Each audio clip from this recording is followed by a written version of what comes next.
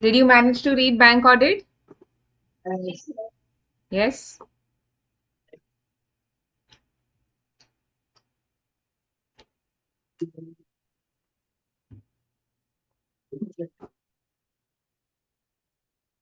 क्या हो गया? Why is everybody sitting on one side only today? Less students. Acha. Why exams are going on? But you all don't have exams, no? No. Then what is going on?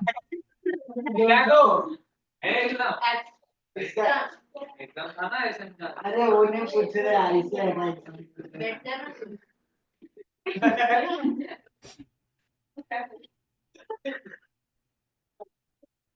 The girls in this class otherwise don't talk. Okay. Let's come back to audit of banks. दोनों book लाया sir? अरे वाह, सबने लाया?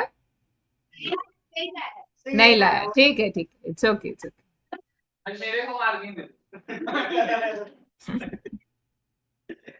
ठीक है, चलेगा. Either which ways, I think we'll need one more lecture, so it's okay. We don't have to rush. We have a lot of things to complete. We can do it slowly. It's okay. Okay, audit of banks. The first page we had done. We had done reporting of fraud to RBI also. I had asked you to read types of charges and nature of securities. ये आपने पढ़ा lien, pledge, hypothecation, mortgage और assignment. क्या आपको समझ रहा है वो सब? You can get an MCQ on these, okay? So you can get a statement and they'll ask you what is this. So you should know whether it's a lien, pledge, mortgage, hypothecation or assignment. Okay. Yes, sir. Can you explain lien? Lien, okay. Now, if you recollect, we had done an example of a tailor. Yeah? Where I gave him a cloth piece to stitch it into a shirt. And I was asking you that if he has stitched it into a shirt and he is demanding the stitching charges and I don't pay him, the question was, could he retain the shirt? The answer is yes. That is his right of lien. Why? One, he has got the product by permission. The possession is by permission. Two, he has worked on it. 3, he is unpaid for it.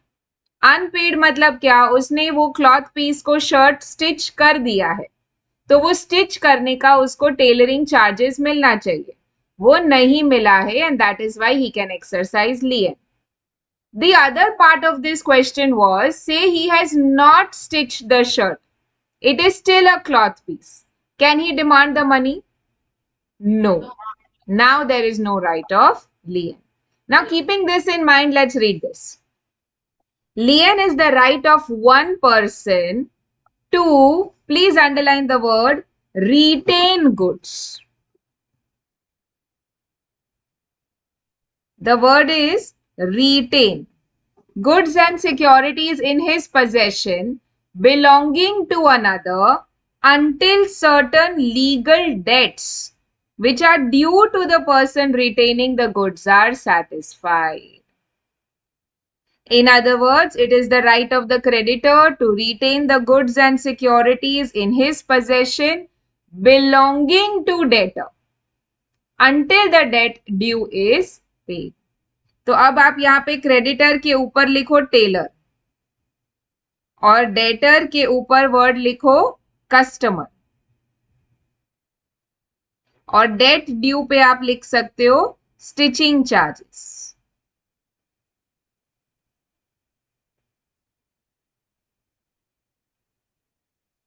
Goods पे आप लिख सकते हो shirt. Bracket में लिख के रखो stitched, मतलब work has to be done. The money should be due. Stitching charges must be due. Lien does not give a power of sale but only to retain the property. ऐसा नहीं है कि मैं अगर स्टिचिंग चार्जेस ना पे करूं तो वो जाके मेरा शर्ट बेच दे ओपन मार्केट में. ऐसा नहीं होगा.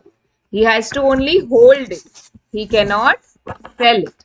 The right is to retain possession. That's it. not to sell.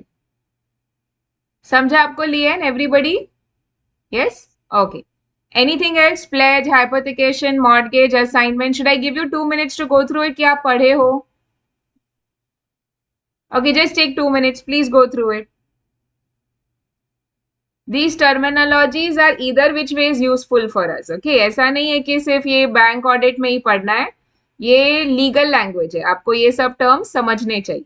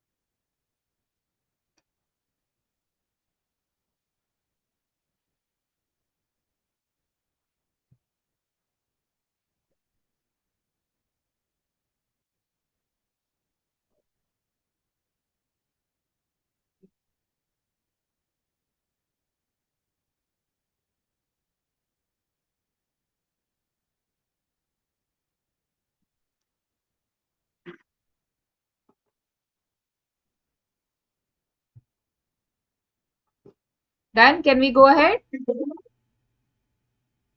Okay. There's a short summary given there. In one line, you know what the terminologies are. Let's come to prudential norms on income recognition. Come to non-performing assets. This was important. We've not done yesterday, right? Let's do it now. Now, non-performing asset matlab kya? An asset including a leased asset becomes non-performing when it ceases to generate income for the bank. See, जैसे अगर bank ने loan दिया है तो loan income generate क्या करता है? Interest. Correct. The loan has to be repaid and the interest has to be paid on timely basis. This is the income generated on that asset. जब ये आना बंद हो जाता है, मतलब जो borrower है वो default करता है. Now this asset becomes a non-performing asset. Okay. A non-performing asset is a loan or an advance where interest and or installment of principal remains overdue for a period more than 90 days in respect of a term loan. मतलब 90 days के लिए आपको आपका instalment overdue हो गया है. जैसे अगर 1 जैन का ड्यू डेट था तो 1 अप्रैल तक भी अभी तक वो क्लाइंट ने पे नहीं किया है. मोर देन 90 डेज का default. The account remains out of order in respect of an overdraft or a cash credit account. Do you know what are these accounts? Overdraft and cash credit. See, यहाँ पे पहले term loan हुआ तो 90 days. Out of order, overdraft account. Overdraft मतलब बहुत सारे companies take OD account with a bank. This is basically for working capital purposes. जैसे क्या होता है ना, कंपनीज को बहुत बार अगर उनको कोई चीज परचेज करनी है तो उनको ऑर्डर देना पड़ता है परचेज के लिए. तो सामने वाला पार्टी ऑब्वियसली बोलेगा कि कुछ एडवांस मनी दो. अभी तक हमने कुछ बेचा नहीं है तो हमारे पास पैसा नहीं है, लेकिन बेचने के लिए स्टॉक खरीदना पड़ेगा और स्टॉक खरीदने के लिए पैसा चाहिए रहेगा. तो पैसा तो अभी हमारे पास नहीं है. We don't have liquidity. So what we do is we open an overdraft account with a bank. Overdraft account मतलब पैसा आपके पास नहीं है, बैंक आपको पैसा दे रही है, आप वो पैसा यूज कर लो, and then as the money comes back to you, you put it back in the overdraft account. It's like swiping a credit card basically. Same as that. अब यहाँ पे क्या सिस्टम होता है? ओवरड्राफ्ट में एक लिमिट रहता है. जैसे 5 लाख का आपका ओडी है तो आप महीने भर में अप टू 5 लाख से यूज कर सकते हो. तो आपने 4 लाख यूज कर लिया तो now you have to refill it. आपको वापस पैसा डालना पड़ेगा. ऐसा नहीं है कि अनलिमिटेड टाइम के लिए आप एवरी मंथ 5 लाख नहीं निकाल सकते. The balance is what you can use. So basically what you need to do is you have to put money back into the account. Correct. Credit card आप कब तक use कर सकते हो? जब तक आप क्रेडिट कार्ड का बिल रेगुलरली पे करते हो. तो अगर आप वो बिल 1 महीना नहीं पे करोगे, 2 महीना नहीं पे करोगे, तो बैंक आपका क्रेडिट कार्ड ब्लॉक कर देगा. लाइकवाइज आपका ओवरडी अकाउंट भी ब्लॉक हो जाएगा. That means it becomes out of order. Okay. The bill remains overdue for a period of more than 90 days in the case of bills purchased and discounted. क्या ये हमको समझता है bills purchased and discounted? Yes. बहुत बार क्या होता है, जैसे मेरे पास bills receivable है और उसका ड्यू डेट आफ्टर 3 मंथ्स का है, तो मुझे 3 मंथ्स तक वेट नहीं करना है. तो I go to a bank, the bank will purchase my bill, but it will not give me the full amount. Right, suppose वो बिल 1 लाख का था, तो बैंक डिस्काउंट करके 90,000 देगा. 90,000 मतलब 10,000 bank is earning on it. Correct है. But bank वो 10,000 तब अर्न करेगा ना जब सामने वाला 1 लाख रुपीज बैंक को देगा. नहीं तो अभी तो बैंक ने 90,000 खुद के पॉकेट से मुझे दिया हुआ है. अब अगर वो जो बिल्स परचेस्ड एंड डिस्काउंटेड है वो ड्यू डेट पे बैंक प्रेजेंट करता है और सामने वाला पार्टी पे नहीं करता है, तो अब it becomes a non performing asset. Are we understanding this everyone? Okay. The installment of principal or interest thereon remains overdue for 2 crop seasons, for short duration crops, for 1 crop season, for long duration crops. अब ये crop season क्या होता है? What is crops? These are basically agricultural loans. What happens is, in our country, farmers don't have so much money, right? They need money first so that they can grow and cultivate the crops. And जब वो crop बेचेंगे तब उनके पास पैसा हाथ में आता है. Correct? So for the purpose of being able to do farming or being able to do this agriculture, they do take loans. Now the whole idea is, जब crop season मतलब क्या? Starting from sowing of seeds to harvest. ये जो पूरा time period होता है उसको crop season बोलते हैं. तो जब आपका क्रॉप सीजन खत्म हो जाएगा, मतलब हार्वेस्ट का टाइम हो जाएगा, तब आपको रीपे करना चाहिए.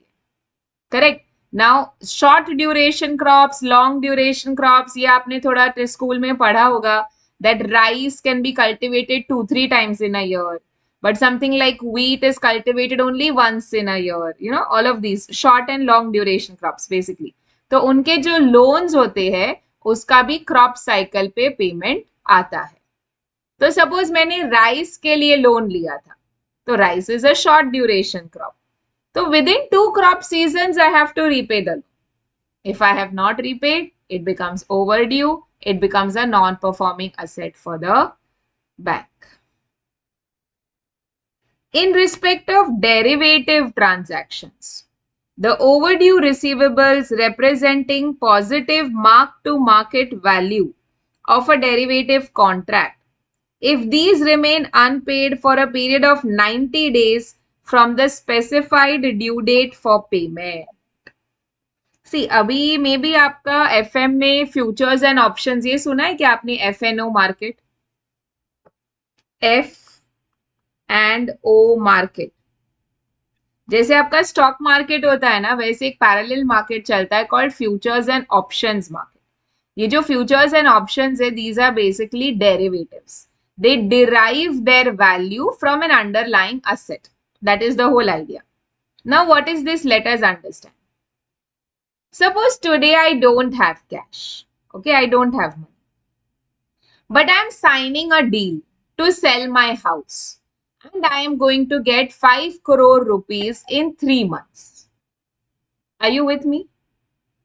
Yes. Today, as on 17th of January, I don't have money. But today I am signing a deal to sell my flat and I am going to get 5 crore rupees on 17th of April 2025.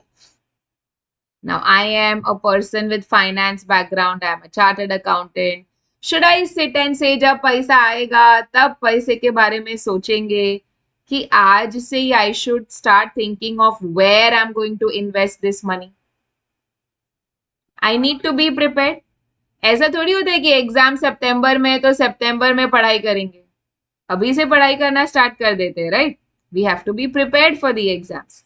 Like that, जब पैसा मिलेगा we should already have a plan where to invest this money, correct है? So what happens is I cannot go on the stock market because I don't have money right now to buy anything. But what I can do is I can buy an option to buy shares in future at a predetermined price. Now let's understand this. Suppose मुझे लगता है कि 3 महीने में Reliance industries limited का share, RIL का share जो आज 100 रुपीज का है, after 3 months it will B 135 rupees. ये मेरा एस्टिमेट है, okay, hypothetical example. I feel the share today, which is of 100 rupees, after 3 months will be 135 rupees. What I will do is, I will buy an option to buy RIL shares at the rate of 110 after 3 months. So I'm buying an option that in future I will buy RIL shares and the rate is fixed, predetermined price at the rate of 110. अब suppose जब हम actually 17 अप्रैल की date को पहुंचते हैं, उस दिन RIL का शेयर प्राइस हो जाता है 155. Think and tell me, do I need to buy the share at 155 or do I have a right to buy the share at 110? Right to buy the share at 110. मतलब मैं right now I am in profit with 45 rupees. Are you with me everybody? समझा 45 कैसे आया? 155 market value minus 110 the option value, correct, is 45 rupees. This is called mark to market. इसको क्या बोलते हैं? Mark to market. यहां पे I am positive, I am in a good position. But suppose ये शेयर प्राइस गिर के बन जाता है 98 after 3 months. Now think and tell me, will I exercise my option to buy the share at 110 or will I let it go and buy the shares in open market at 98? I will let that go ना. कौन 110 में थोड़ी खरीदेंगे, अब हम 98 rupees में खरीदेंगे. मतलब मेरा mark to market has become negative. 110 minus 98 is actually 12 minus 12 rupees basically. I am in negative right now. ये सारे जो ups and downs होते हैं, there are many people who play in this FNO market. They never actually buy shares or buy or sell shares. What they do is they buy and sell these call and put options. Call option means a right to buy and put option means a right to sell. ये सब आपको final CA में आएगा when you study and come to FM subject. But right now, because we have this derivative and the word mark to market, I'm explaining this to you.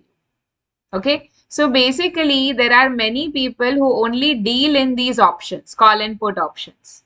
They don't really buy or sell shares. तो उनको क्या करना पड़ता है, उनको due date पे उसको mark to market करना पड़ता है. I was telling you, banks today are not only for giving loans.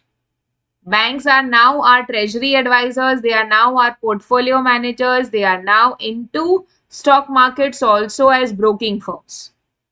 तो ये भी एक एक्टिविटी है जो बैंक करता है एंड बैंक आपसे पैसा वसूलता है जब आप नेगेटिव हो जाते हो. तो अगर मैं नेगेटिव हूं और मैंने पैसा नहीं भरा तो I become a non performing asset. Derivative transactions, these are basically instruments which derive their value from an underlying asset. वहां पे आप सिर्फ ये FNO मार्केट करके लिख के रखो. F&O stands for futures and options.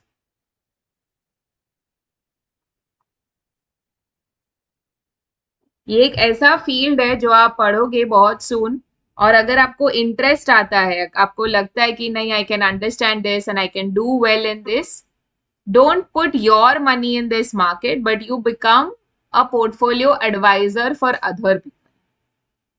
खुद का पैसा नहीं लगाना ये सब चीजों में. You should take other people's money, put it on the market, do F&O for them, and earn them and earn your profits. Basically, that should be the idea. So, this is a very lucrative field. There are many people who are portfolio managers, portfolio investors.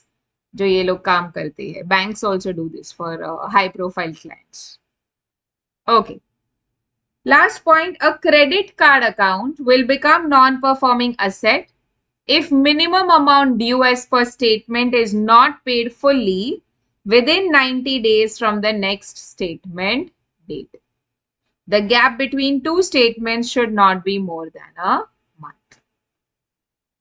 अगर आपको ध्यान है, अगर आप credit card का bill कभी देखे होंगे, सपोज आपने 5,000 का खर्चा किया है, तो your due amount is 5,000, but they also give you a minimum amount due कि कम से कम तुम 500 रुपया भर दो ताकि आपका वो क्रेडिट कार्ड ब्लॉक ना हो. So if that minimum amount is also not paid by you, that means now 90 days have lapsed, you are a non-performing asset.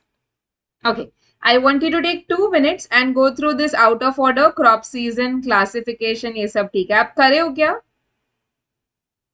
अच्छा, but अभी कर लो because you've read non-performing assets, you will understand this better. So just take 5 minutes. Please go through all of this. Read up to this. Classification of advances, we'll do it together.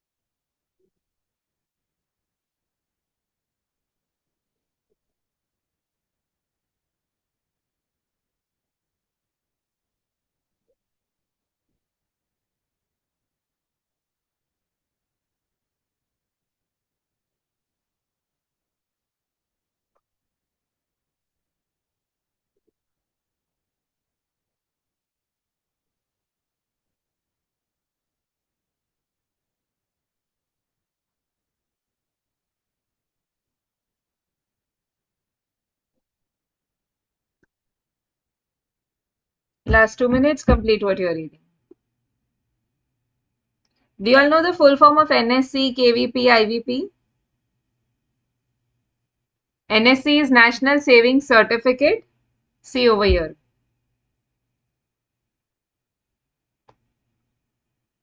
Mila? NSC is National Savings Certificate.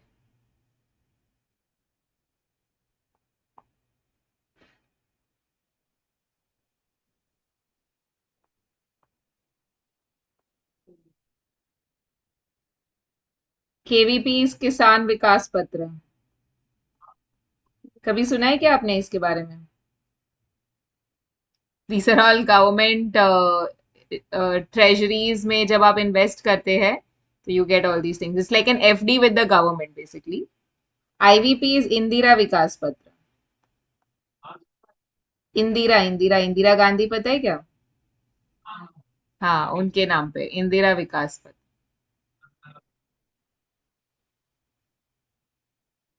आप लोग 1990 में born थोड़ी हुए होंगे. 1990 91 नहीं. आप थे? नहीं. Yes, sir. What do you want to ask?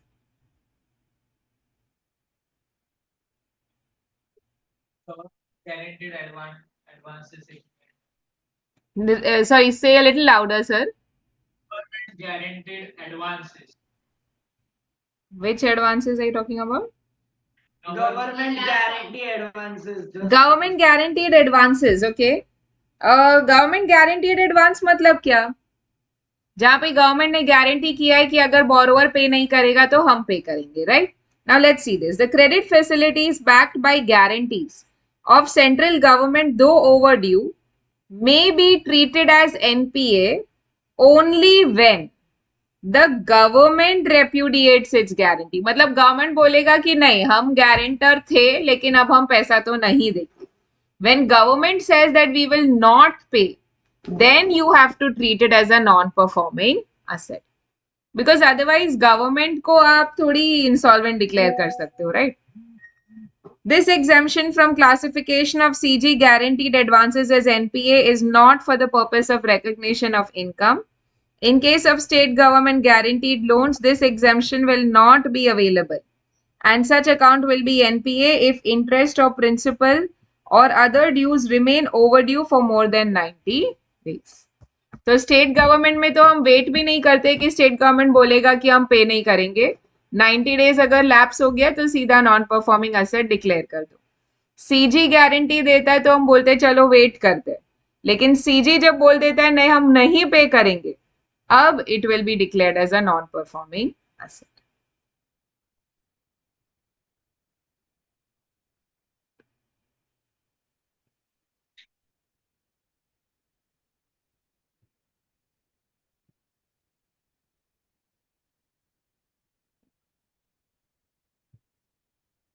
Last 1 minute, please complete what you're reading. Then let's go to classification of advances.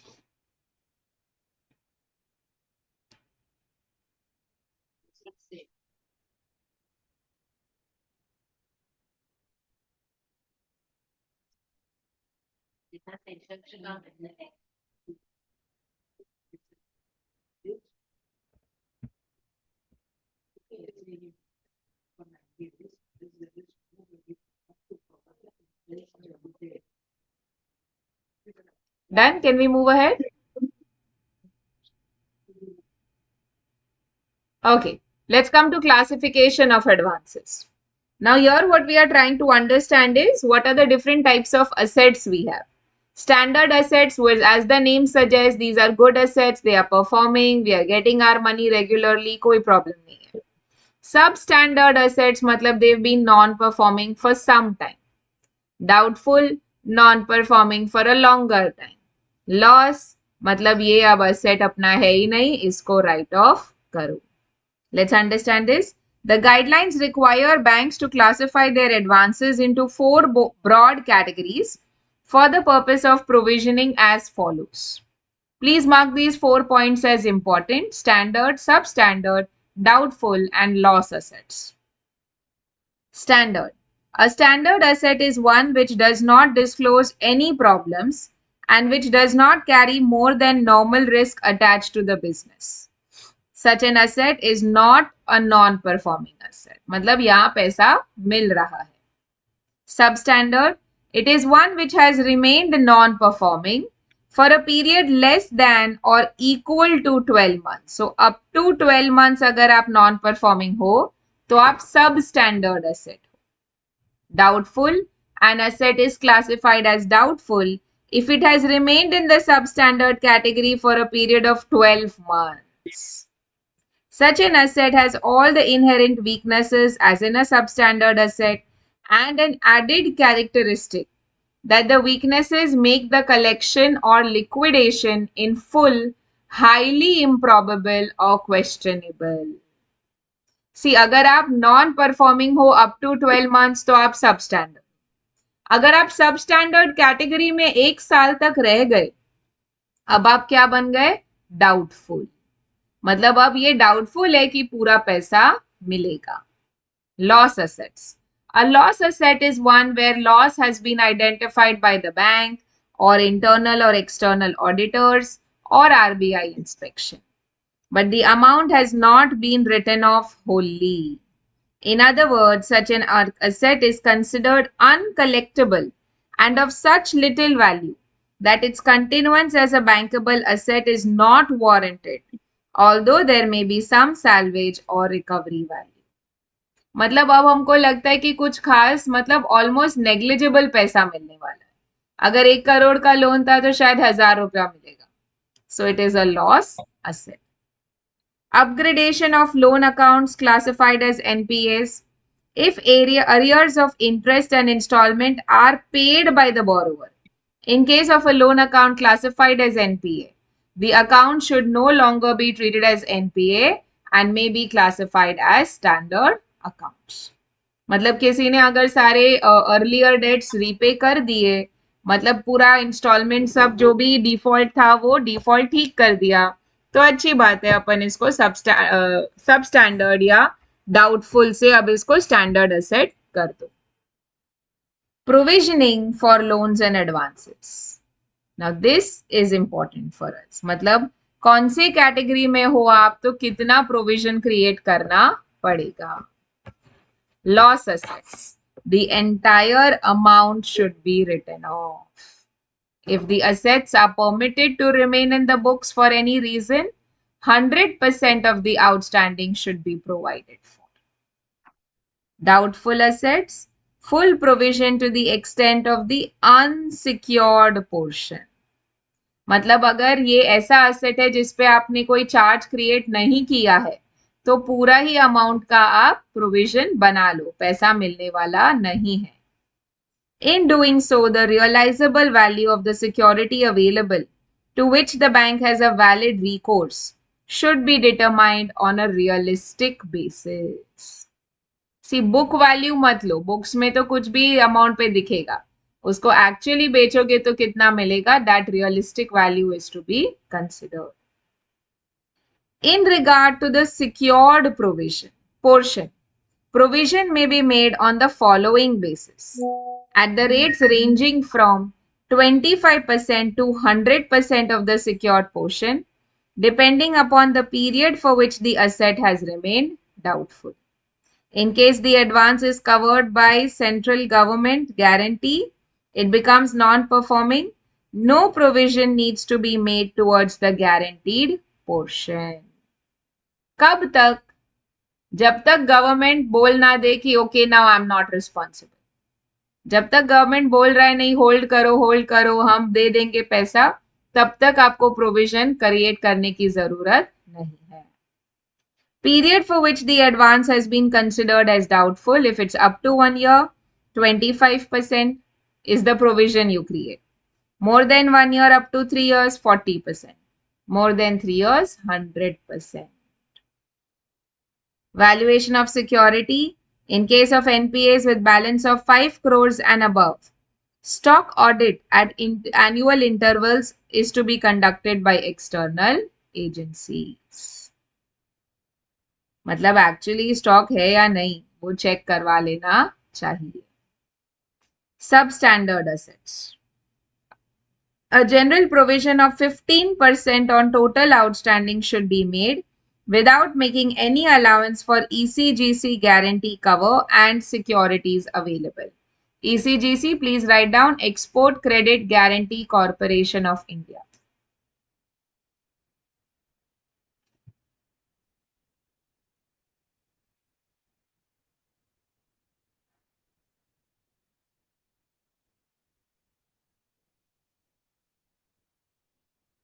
तो बेसिकली अगर सब स्टैंडर्ड एसेट है तो 15% का उसका भी प्रोविजन क्रिएट करके रखो. The unsecured exposures which are identified as substandard would attract additional provision of 10%. मतलब total 25% on the outstanding balance. However, infrastructure loan accounts which are classified as substandard will attract a provisioning of 20% instead of 25. So, SADA substandard 15, unsecured 25, unsecured infrastructure loan 20%. That's how you can remember this. Standard assets. Banks should make general provision for standard assets at the following rates. Direct advances to agricultural and small and micro enterprises sector at 0.25%. Advances to commercial real estate sector at 1%. Advance to commercial real estate residential housing sector 0.75%. Housing loans extended at teaser rates 2%. Restructured accounts classified as standard advances will attract a higher provision in first 2 years from the date of restructuring. Restructured मतलब क्या? Suppose आपने 1 करोड़ का loan लिया था, okay, और आप थोड़ा थोड़ा रीपे कर रहे थे, अभी बैलेंस आ गया 85 lakhs. तो आपने कहा ना जब 1 करोड़ लोन लिया था आपने बोला था कि I will repay in 5 years in equal monthly instalments. अब आपने काफी सारे इंस्टॉलमेंट पे करके बैलेंस ले आया है 85 lakhs पे. अब आप बोलते हो कि मेरे को फर्दर 10 years चाहिए. मतलब आप लोन को रीस्ट्रक्चर करने बोल रहे हो, फर्दर 10 years करा रहे हो, मतलब टर्म अगर लंबा करा रहे हो तो ईएमआई का वैल्यू कम हो जाएगा बट इंटरेस्ट एलिमेंट बढ़ जाएगा. Are you with me? Do you understand this? See, the longer the time period for which you hold the money, the more the interest that you will have to pay, right? But the EMI will fall down because it has been now spread over a longer duration. Basically, आपने restructure करवाया है loan, तो मतलब there is a very high chance that you are going to make a default, and that is why we will have to have a higher percentage of provision of doubtful debts. Restructured accounts classified as non-performing advances when upgraded to standard category will attract a higher provision in the first year from the date of upgradation. All other loans and advances not included above 0.40% का provision तो बना के ही रखो. The provisions on standard assets should not be reckoned for arriving at net non-performing assets. The provisions towards standard assets need not be netted from gross advances, but where will you show it? As contingent provisions against standard assets under other liabilities and provisions. See, generally अपन क्या करते हैं, debtor minus provision for doubtful debt, net debtor लिखते हैं asset side में. तो ये act बोल रहा है कि आप स्टैंडर्ड एसेट्स का जो प्रोविजन है उसको सेपरेटली लायबिलिटी साइड में दिखाओ और स्टैंडर्ड एसेट्स को कंप्लीट अमाउंट को असेट साइड में दिखाओ. Don't net it, show it separately. Okay, this is just a small chart about what we have done. So this is okay. Some important matters. ये आप देख लो तो एक बार, just take 2-3 minutes. आप लोग को demonetization समझता है? हाँ, अभी हुआ था डिमोनेटाइज, क्या हुआ demonetize? Value of the currency falls. Value of the currency falls in demonetization. Yes, that's the whole idea, right? अभी अपन ने 1,000 and 500 rupee नोट्स को डिमोनेटाइज कर दिया था, मतलब they are now not in our currency. Okay, अभी आपको पता है क्या होएगा फ्यूचर में? 2,000 का नोट भी demonetize. Sorry, right now 2,000 is already done, right? 1,000 is done, 2,000 is done. Now what we have is 500. Now in future 500 भी demonetize हो जाएगा. So there is this vision where all the taxes will be removed. You will have no tax, no income tax, no goods and service tax, nothing, nothing, nothing. तो अब आप सोचोगे तो वाह पूरा पैसा अपना, नहीं, ऐसा थोड़ी. What the government will do is first it will demonetize, reduce the denomination of notes that you have, which means now every money goes into bank. When the whole money, the entire money of the country is in the bank, you will have something called banking transaction tax. Which means आप every time आपका पैसा use करोगे या पैसा आपको मिलेगा, दोनों receipt and expense, दोनों पे टैक्स कटेगा. Of course, it is not going to be 40%, 30%, ऐसा रेट्स नहीं होगा. 1%, 0.5% ऐसा होगा. बट ओवरऑल इफेक्ट इतना बेटर होगा कि गवर्नमेंट के लिए lesser compliance and easy money. But India में प्रॉब्लम क्या है? We have a parallel market. जितना अपने पास पैसा बैंक में है उतना ही पैसा अपने पास कैश में है. तो जब तक वो पूरा कैश बैंक में नहीं चला जाता ये नहीं हो पाएगा. But this is the future. In the next 10-15 years, this will happen. This is how the foreign countries also work, no? आपको लगता होगा दुबई में जाते, दुबई में रहेंगे, 5% टैक्स लगता है, क्या तो है. बट वहां समझ के लो कि पूरा पैसा बैंक में है. और बैंक आपको चार्जेस चार्जेस बोलो, बैंक टैक्स बोलो, जो भी बोलो, it is being deducted. And over there everything is owned by the sheikh, right? There are kings, right? तो वो टैक्स का नाम लो कि चार्जेस का नाम लो कि जो भी कमीशन का नाम लो, it is going from your hands and it is going to be used by the sheikh. So यहाँ पे भी हम उसको नाम देंगे बैंकिंग ट्रांजैक्शन टैक्स. आपके हाथ से निकल जाएगा, जाएगा गवर्नमेंट के पास and hopefully it is use for the infrastructure of the country. But this is what will happen. So when we were students, the first time we were taught income tax, we were told ki don't study in too much detail. It may vanish. One day there'll be no income tax, no GST, nothing. But वो अभी तक तो हुआ नहीं. So I'm not telling you don't study in detail. You please study nicely. You might make your career in tax. But be open to the fact that this can also happen. Okay. Take few minutes. Please go through this some important concepts.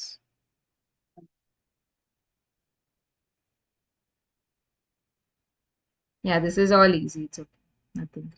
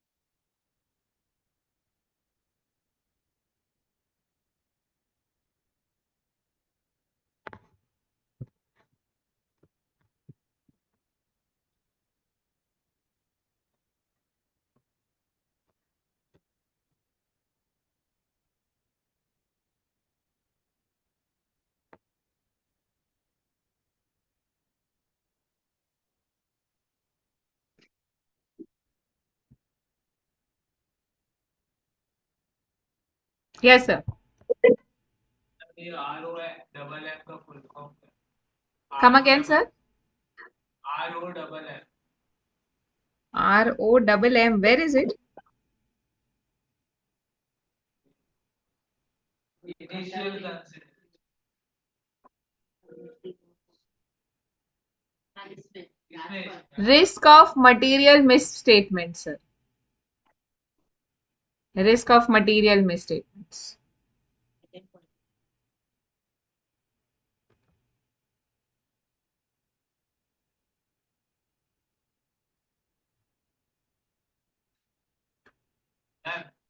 Yes, sir.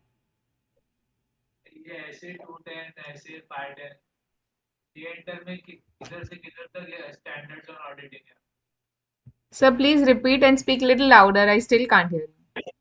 Auditing किधर से किधर तक है exam क्या standards on किधर से किधर तक है? स्टैंडर्ड्स ऑन ऑडिटिंग सब स्टैंडर्ड्स है आपको. नंबर रहेगा ना इधर से सब स्टैंडर्ड्स है. आपका स्टैंडर्ड्स का एक चैप्टर है, उसमें फर्स्ट पेज पे एक चार्ट दिया हुआ है, आप वो देख सकते हैं.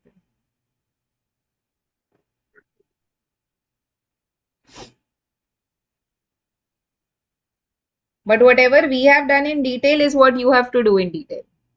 Because the same standards will come to you in final CA also. So some standards that we may not have done, please do not bother to do it. वो आपको इतना कुछ इम्पोर्टेंट नहीं है, प्लस आपको इतना समझेगा भी नहीं अभी.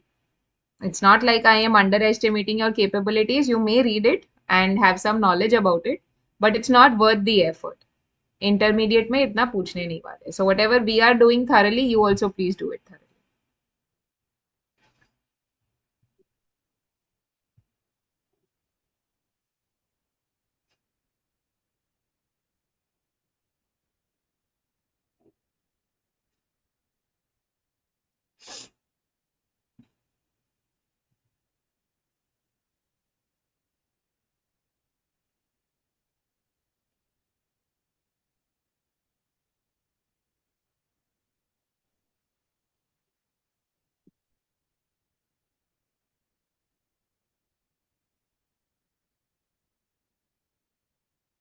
Yes, sir.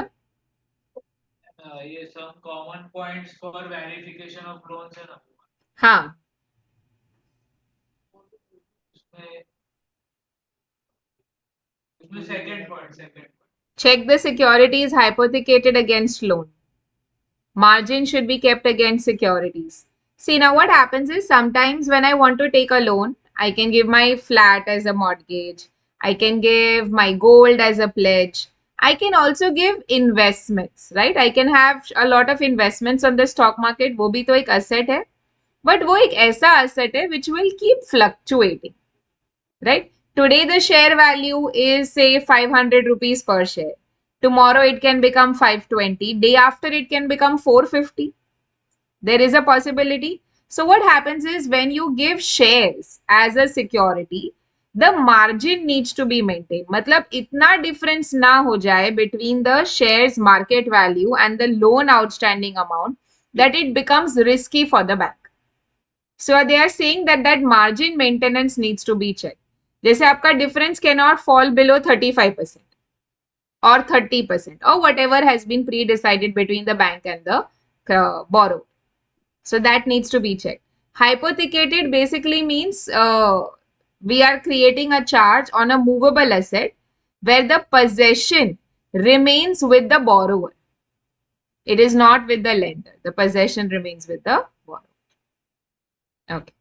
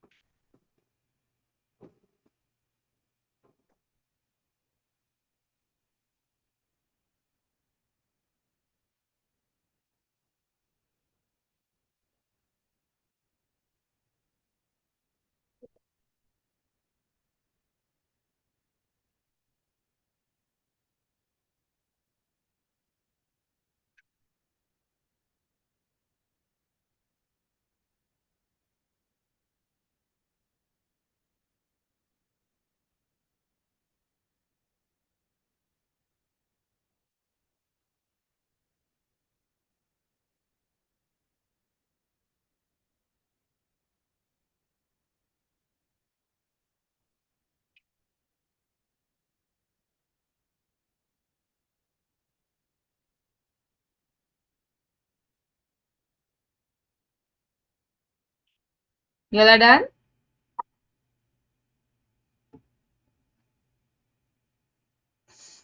If you are done, please come to chapter 14, which is miscellaneous chapter that we have.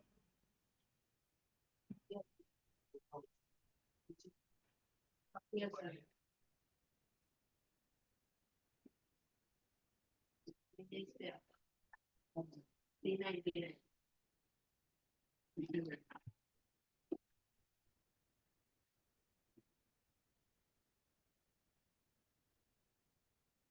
Are you all on page 40? Sorry, chapter 14?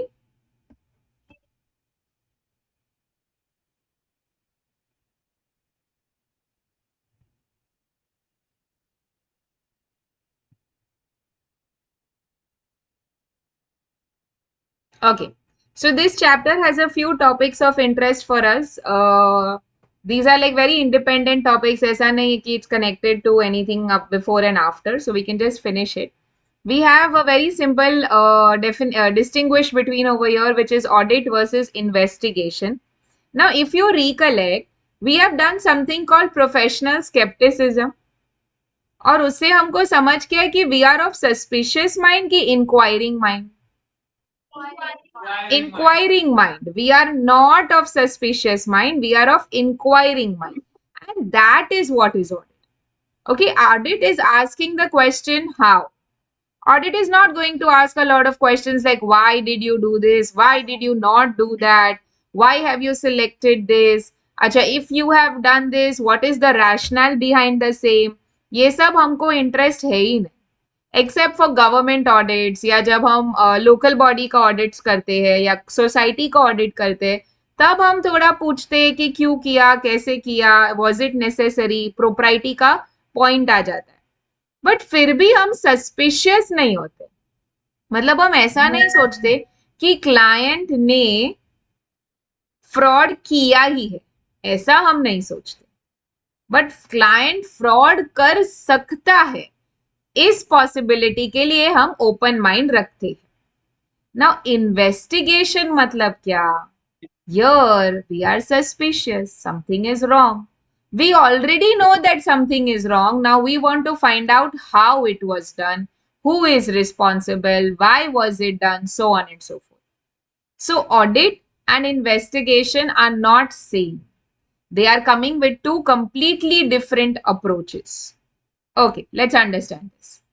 Investigation implies systematic and critical examination of accounts and records of a business enterprise for a specific purpose.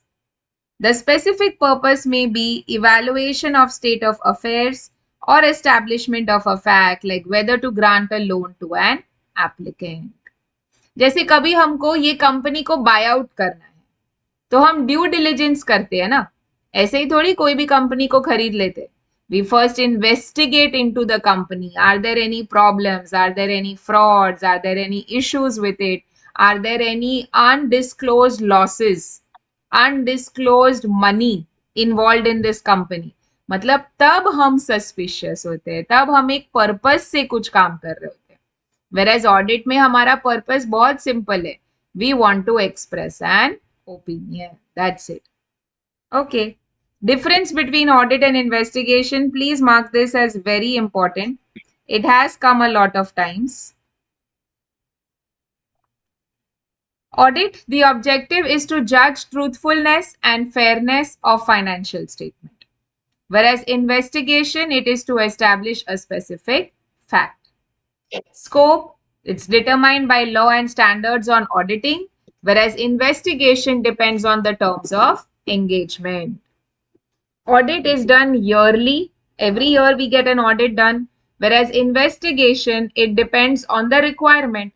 मतलब कब तुमको investigation conduct करना है तब करोगे, ऐसा नहीं कि हर साल होगा. Nature, general examination, here it's detailed examination and critical examination. Inherent limitations are more, they are less because you will go for detailed checking. Evidences are persuasive, your evidences are conclusive. Reporting is for a general purpose, whereas investigation reporting is confidential. You don't disclose it on the website or anything. Approach, we don't have a doubtful approach, whereas here we have a doubtful approach. Who does it? A chartered accountant can do audit, whereas investigation will be done by an expert team. Usually, auditor does not follow a doubtful approach. However, as per 143.12, if auditor has reason to believe that an offense involving fraud involving such amount as may be prescribed has been committed or is being committed against the company by officers or employees, auditor is required to report such fraud. ये अपने को already पता है. If it's more than 1 crore, we report to CG. If it's less than 1 crore, we report to the management audit committee, and then they also have to explain it in their director's report, board report. क्या ये ठीक है कि आपको ये समझ में आ रहा है difference between audit and investigation? Okay. Types of audits, we have independent audit, internal audit, cost audit, government audit, final audit, and continuous audit, which we have already done in the respective chapters. Okay. So when we come to statutory audit, it's nothing but audit which is compulsory by law, that is required by statute. For example, companies, banking companies, cooperative societies, general insurance companies, electricity supply companies, trust, they are required to get an audit done. It can be conducted only by a professionally qualified person, example, chartered accountant. Rights, duties of auditor and scope of audit are determined as per law. The scope of audit cannot be restricted by client.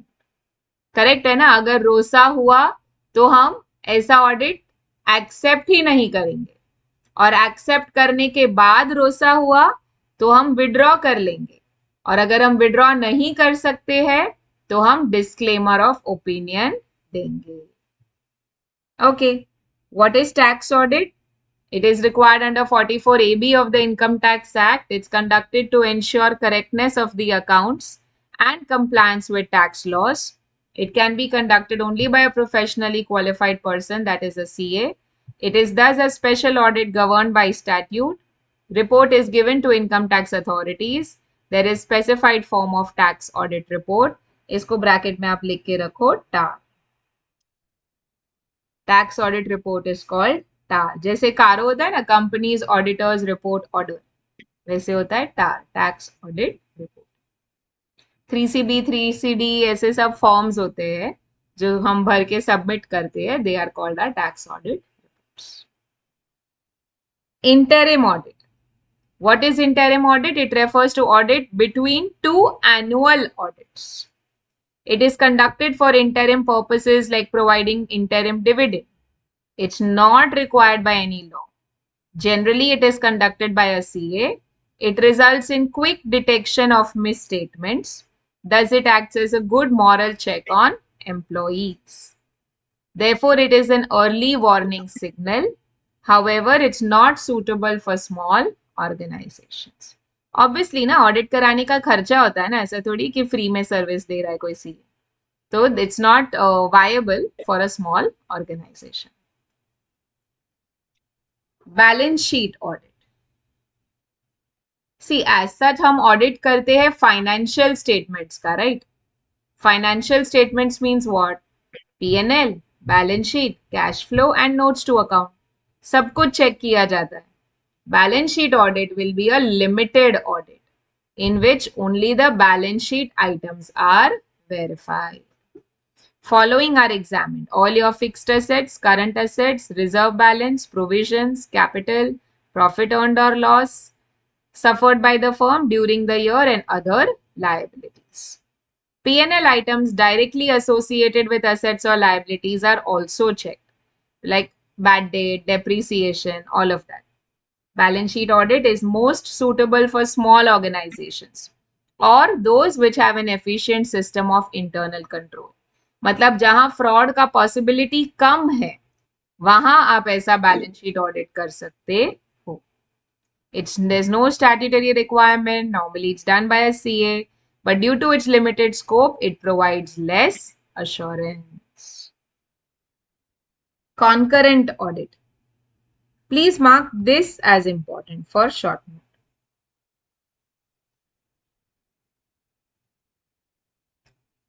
See, please understand that banks or these large organizations which have like billions of turnover happening throughout the year. For them, you cannot say मैं साल के आखिर में आऊंगा, फिर check करूंगा, देखूंगा क्या आपके financials रही है.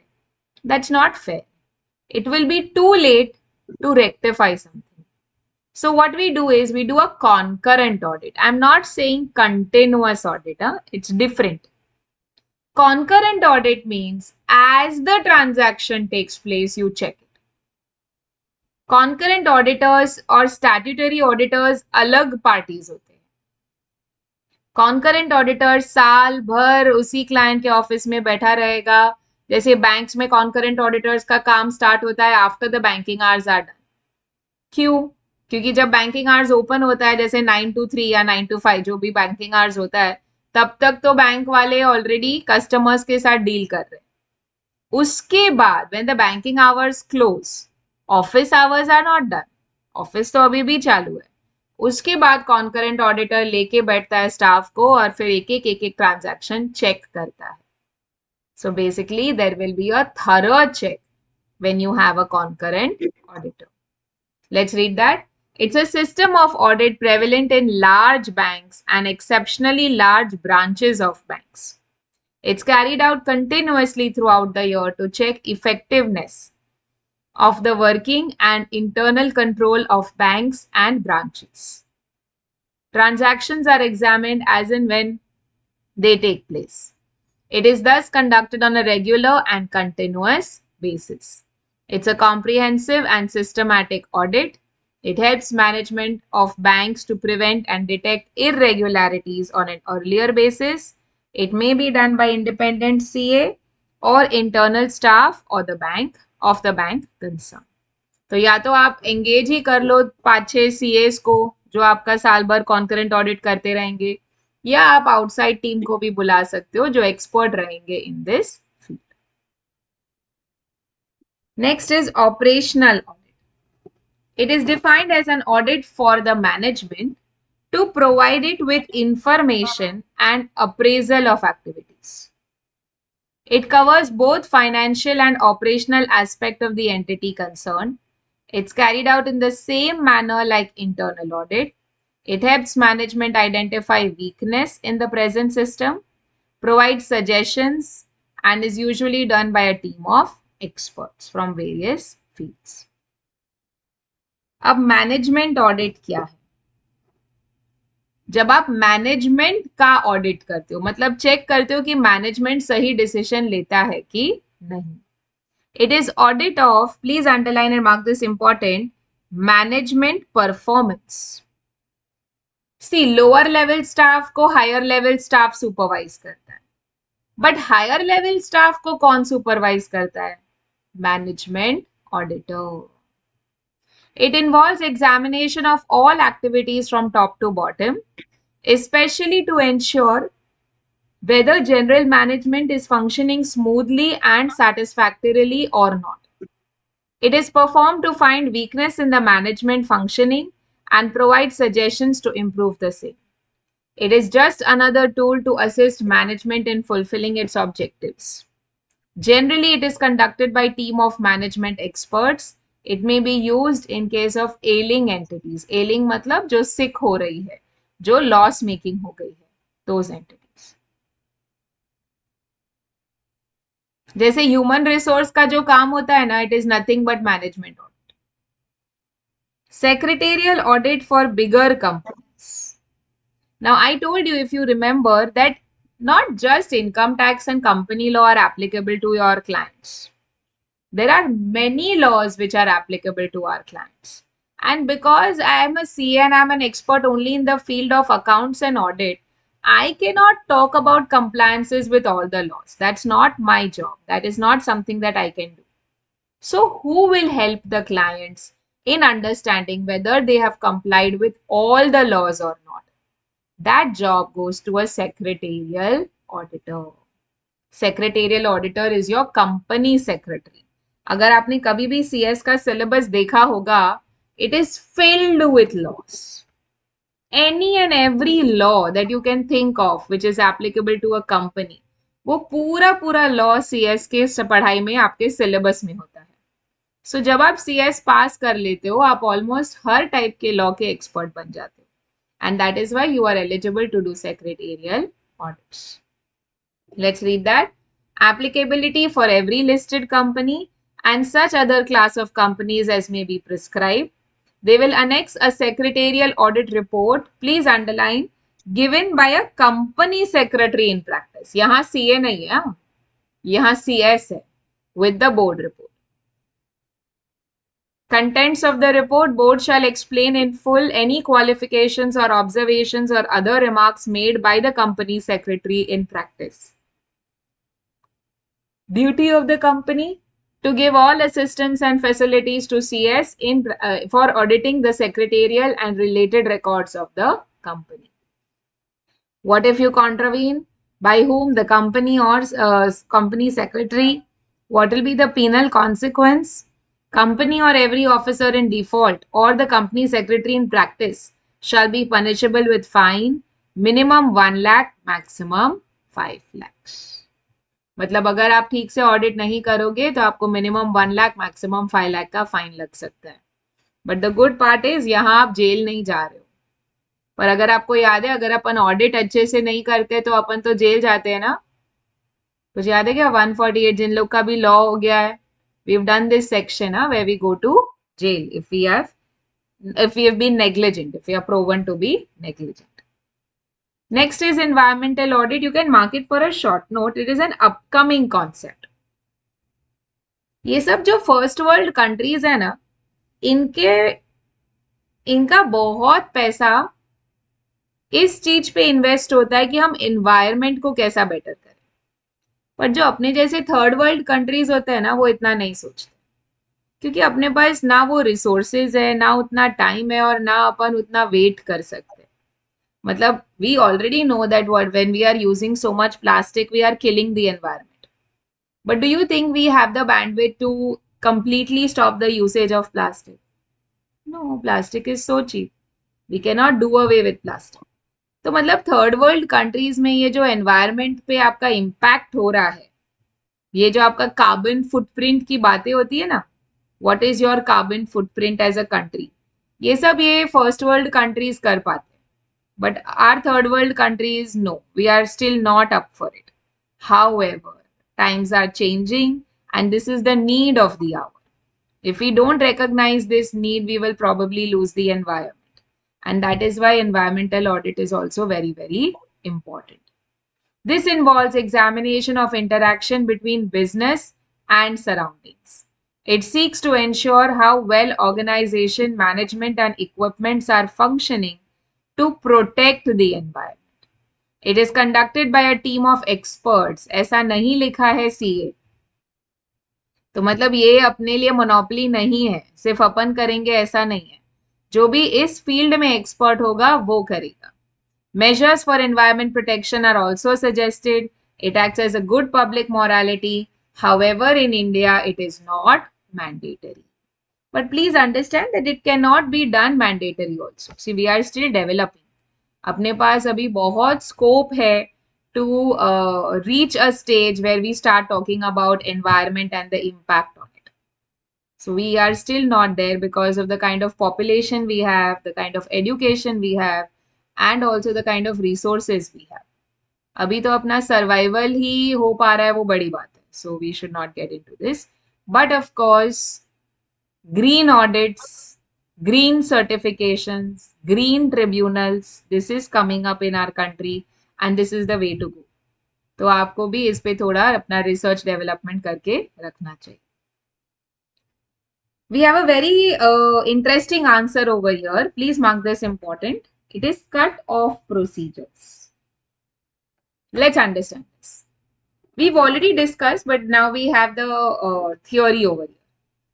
आपको याद है, I was always telling you कि 31st मार्च से 1st अप्रैल ये एक बहुत बड़ा जंप है. आपका ईयर एंड हो गया और नया ईयर स्टार्ट हो गया. करेक्ट है? बट डू यू थिंक 1 अप्रैल को हम प्रीवियस ईयर के बुक्स फ्रीज कर देते हैं, बंद कर देते हैं और नया बुक्स लिखना स्टार्ट कर देते हैं?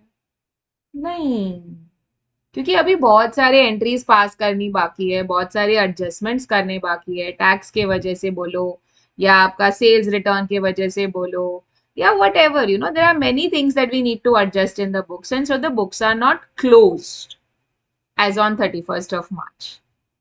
So what we do is we take 10 transactions up to 31st March and we take 10 transactions from 1st of April and we check whether when the date changes the books have also changed or not.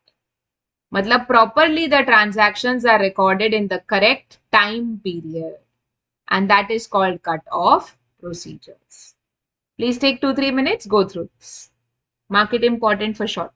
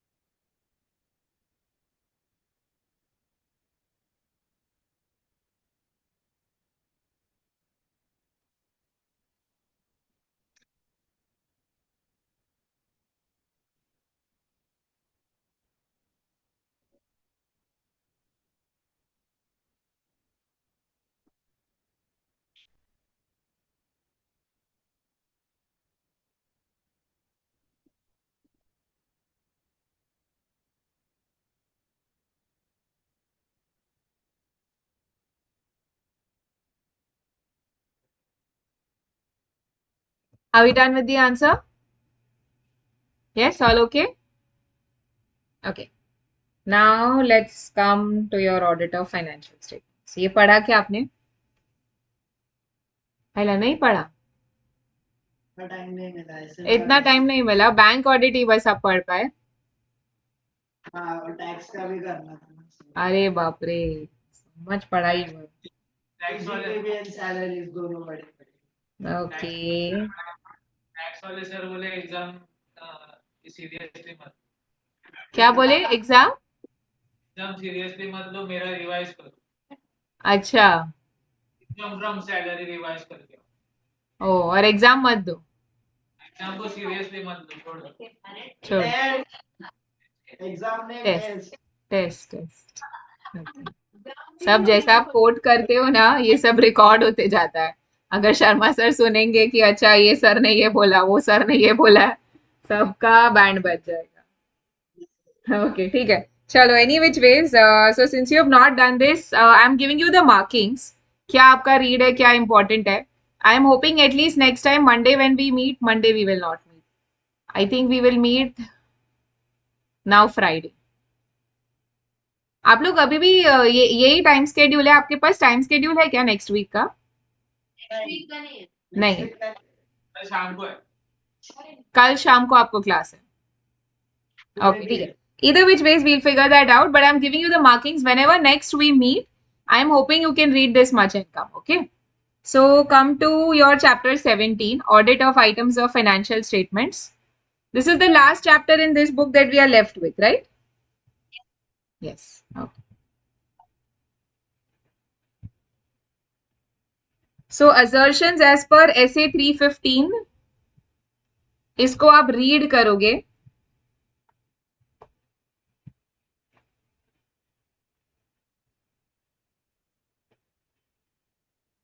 Come to audit of share capital, you have kinds of shares. ये सब ना very baby knowledge है. ये preference share, equity share, ये सब आपको आता है ना. What is authorized capital, what is issued share capital, what is subscribed, called up, paid up. ये सब अभी what will I teach you? ये you can also teach me this. General considerations while auditing share capital, इसको आप read mark कर दो. Moving ahead, audit of shares issued for cash, read. Audit of shares issued for consideration other than cash, important. Important doesn't mean that you will not read. You will read and come this whole chapter because everything you already know.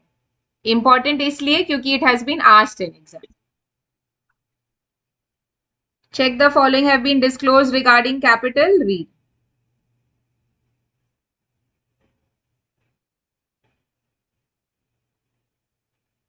Audit of securities issued at premium, important. ये जो utilisation of premium है ना, ये बहुत important. ये भी आपको पता है ऑलरेडी. सिक्योरिटीज प्रीमियम अकाउंट समझता है, राइट? यस. तो वो कहाँ यूज कर सकते हैं उसका थियोरी आपको दिया है बस. Prohibition on issue of shares at discount, important. Audit of sweat equity shares, important.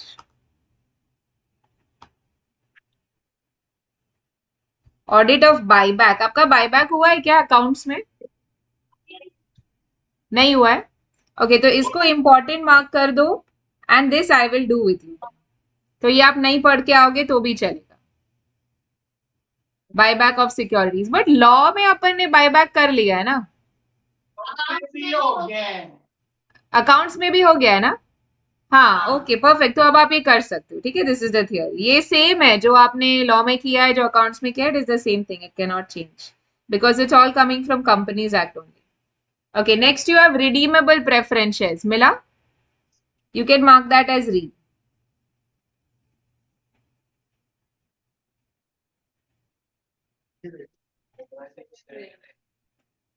Come to alteration in capital clause of memorandum. Mark that as read. अच्छा, come to audit of reduction of share capital. ये हो गया है क्या आपका income tax, अरे sorry, accounts में. आप वो एक चैप्टर करते हो जहां कंपनी का नाम लिखने के बाद ब्रैकेट में लिखते हो एंड रिड्यूस्ड. कहाँ किया है आपने? किया है ना. आपको आता है एंड रिड्यूस्ड वाला चैप्टर. हाँ, तो mark it as read.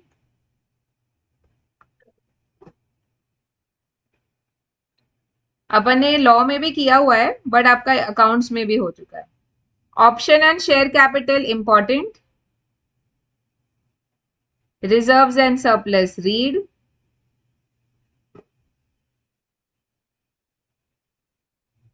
This existence, that is whatever, read.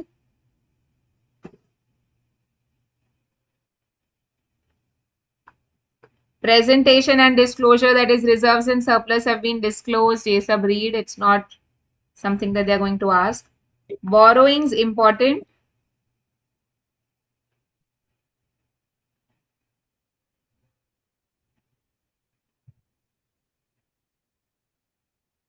Trade receivables, read. आप आए ये टॉपिक पे 17.5 ट्रेड रिसीवेबल्स. हाँ, मार्केट एज रीड.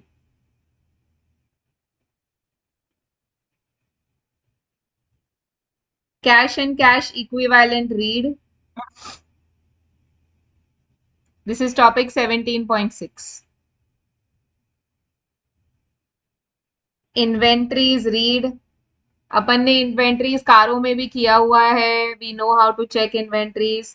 वैसे भी इतना लंबा आंसर आप एग्जाम में लिख नहीं पाओगे. 4 मार्क के लिए आएगा, 4 ही पॉइंट लिखना है. Presentation, ownership, sorry possession, ownership, valuation, existence, ये 4 पॉइंट इंपॉर्टेंट होते हैं कि कोई भी एसेट के लिए. Plant property equipment, read. ये सब कारों में ऑलरेडी कवर्ड है. इतना बड़ा बड़ा आंसर बस रीड करना, एग्जाम में लिखना नहीं है, हाँ? जितने मार्क्स के लिए आएगा उतना पॉइंट्स लिखना है. Intangible assets, you mark it important. It's a short answer also, and it's good to know a little things. मिला आपको टॉपिक इंटैंजिबल एसेट्स? हाँ.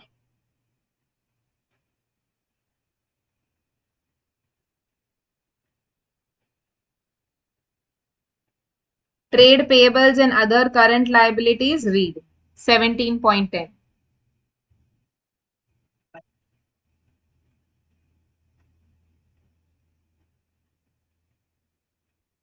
Loans and advances and other current assets, read.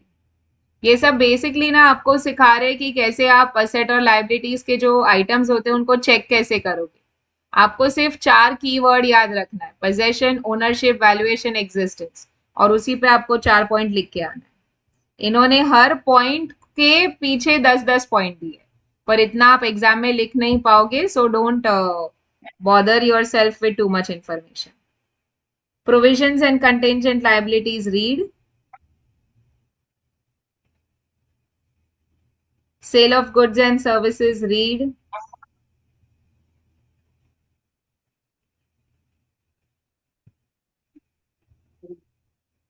Purchases, read.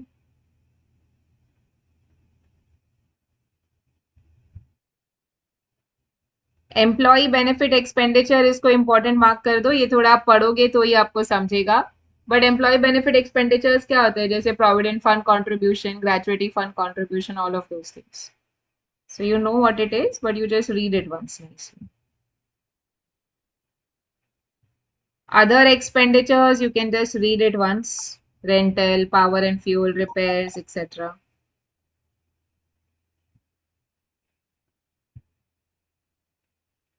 यहाँ पे आप आओ, जो note लिखा है ना, some latest amendments and disclosures in schedule 3 are as follows, इसको, ये नोट को आप रीड कर लेना एक बार.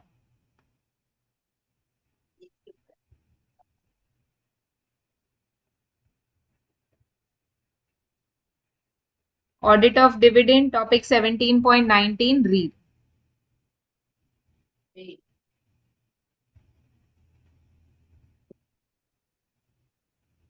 डिविडेंड करके एक चैप्टर था जो अपन ऑलरेडी कर चुके हैं लॉ में. It is the same thing again, there is nothing new. That's it. Dividend read. This chapter is a complete repeat of your law and accounts knowledge. Account. So that is why I'm expecting that you can read and come, so that we don't waste our time on these 60 pages. Okay. ठीक है, that's it for today. I'll see you next time.